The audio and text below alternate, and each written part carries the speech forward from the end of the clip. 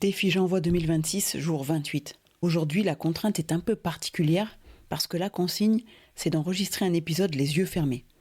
Alors je vais le faire vraiment. Là, maintenant, je ferme les yeux. Parce que fermer les yeux, c'est pas juste un jeu, c'est enlever le décor, c'est faire taire un peu le bruit de fond, c'est se retirer du regard des autres. Tu sais, comme les enfants, qui mettent les mains sur les yeux et qui se croient cachés. Et quand on fait ça, il se passe souvent quelque chose d'intéressant. On se rend compte de tout ce qu'on fait par automatisme. Aujourd'hui, j'ai envie de te parler d'un choix que j'ai fait il y a quelques mois, un choix qui, contre toute attente, n'a pas été difficile, mais qui m'a permis de voir très clairement à quel point certaines normes sociales sont puissantes. Si tu peux, je t'invite à faire la même chose que moi pendant quelques instants, à fermer les yeux pour être vraiment là. Sauf si tu m'écoutes en conduisant, bien sûr. Allez, bonne écoute. Bienvenue dans Empowercast. Pendant tout le mois de janvier, j'ai décidé de relever le défi J'envoie, proposé par l'Académie du podcast.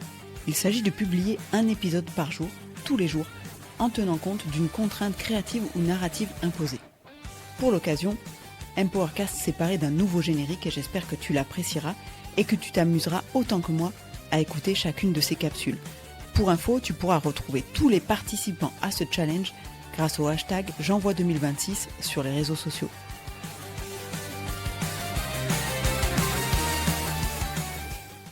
Ça fait maintenant 5 mois que je n'ai pas bu d'alcool. Et je vais te dire quelque chose qui surprend souvent quand je le dis, ça n'a pas été difficile du tout. Pas parce que je me suis imposé une discipline de fer, ni que je me sois privé, pas parce que je me suis battu contre une envie permanente, simplement parce que ça ne m'a pas manqué. Je n'ai pas ressenti ce manque qu'on imagine souvent, j'ai pas compté les jours, je me suis pas dit « allez, encore un lien fort, tiens bon ». Et c'est précisément là que j'ai commencé à trouver ça intéressant. Parce que si arrêter n'a pas été compliqué, alors la vraie question devient « mais qu'est-ce qui nous fait boire en fait ?» C'est pas l'envie irrépressible, c'est pas le besoin, c'est pas le plaisir en tant que tel, c'est autre chose. Ce que j'ai réalisé très vite, ce n'est pas que l'alcool me manquait, c'est que le fait de ne pas boire mettait les autres mal à l'aise. Pas toujours de façon frontale, souvent de manière très subtile. Un petit silence, un regard un peu interrogatif, une blague parfois. Ou cette phrase qui revient presque systématiquement. « Ah bon, mais pourquoi ?» Comme s'il fallait se justifier. Comme si ne pas boire sortait du cadre normal. Et c'est pas que les personnes attendent que tu justifies, mais ça les rend tellement curieux que tu aies fait ce choix. Et surtout parce qu'il y a une idée qui est très ancrée, c'est que la fête, elle est forcément associée à l'alcool. Que la convivialité, elle passe par un verre partagé. Et que c'est un verre d'alcool. Que refuser ça, c'est refuser le lien social. Alors qu'en fait, franchement, ne pas boire ne m'a pas rendue triste, ne pas boire ne m'a pas rendue moins joyeuse, ne pas boire ne m'a pas coupé des autres, mais ça a révélé quelque chose de très clair. La norme est tellement forte que dès que tu t'en écartes, c'est toi qui deviens bizarre. Et c'est là que la pression s'exerce, dans le regard, dans l'implicite, dans ce qui n'est jamais vraiment dit, mais très fortement ressenti. Et là, je fais un petit aparté marketing, ils sont quand même super forts, les marketeurs de l'alcool, parce qu'ils n'ont plus besoin de pub. La pression sociale fait la pub à leur place. Bref, c'est pas le sujet. Mais, tu vois, ça m'a permis de comprendre quelque chose d'essentiel. Si dire non demande un effort, c'est pas parce que l'alcool est irrésistible, en tout cas pas pour moi. C'est parce qu'on a appris à dire oui sans décider. On te propose un verre et tu dis oui presque mécaniquement, machinalement. Et c'est pas parce que tu en as profondément envie, mais parce que c'est ce qui se fait. Parce que c'est le scénario prévu, parce que ça évite d'avoir à expliquer.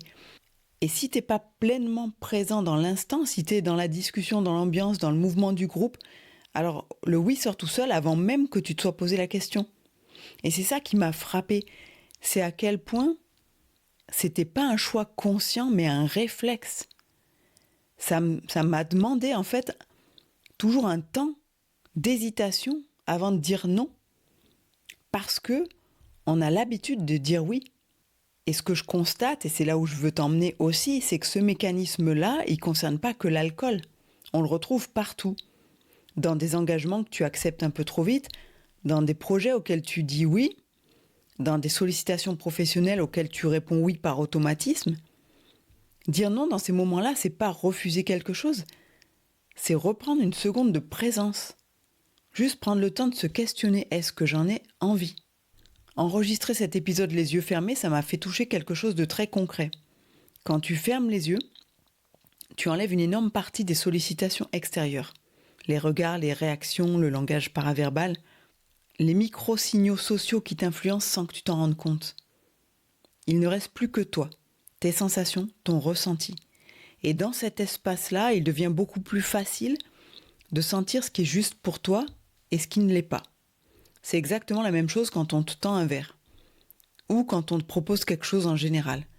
Si tu es tourné vers l'extérieur, vers l'ambiance, vers l'image que tu renvoies, vers éventuellement la peur de décevoir ou de paraître bizarre, le choix ne t'appartient déjà plus vraiment.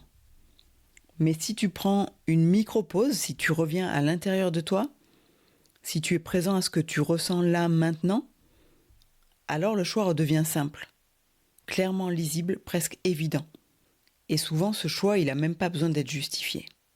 Alors je te propose quelque chose de très simple et tu n'auras rien à prouver à qui que ce soit.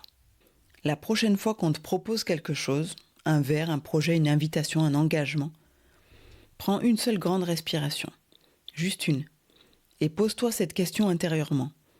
Est-ce que ce oui est un choix ou un automatisme ? Et tu n'as pas besoin d'argumenter, tu n'as pas besoin d'expliquer, tu n'as pas besoin de te justifier. Cette respiration, c'est l'espace entre le stimulus et la réponse. Je t'en ai déjà parlé dans un épisode précédent. C'est là que ta liberté se joue. Et plus tu prends l'habitude de créer cet espace, moins la pression extérieure décide à ta place. Fermer les yeux, parfois, c'est pas se couper du monde, c'est arrêter de se laisser piloter par lui. C'est revenir à soi, à ce qui est juste, à ce qui est aligné.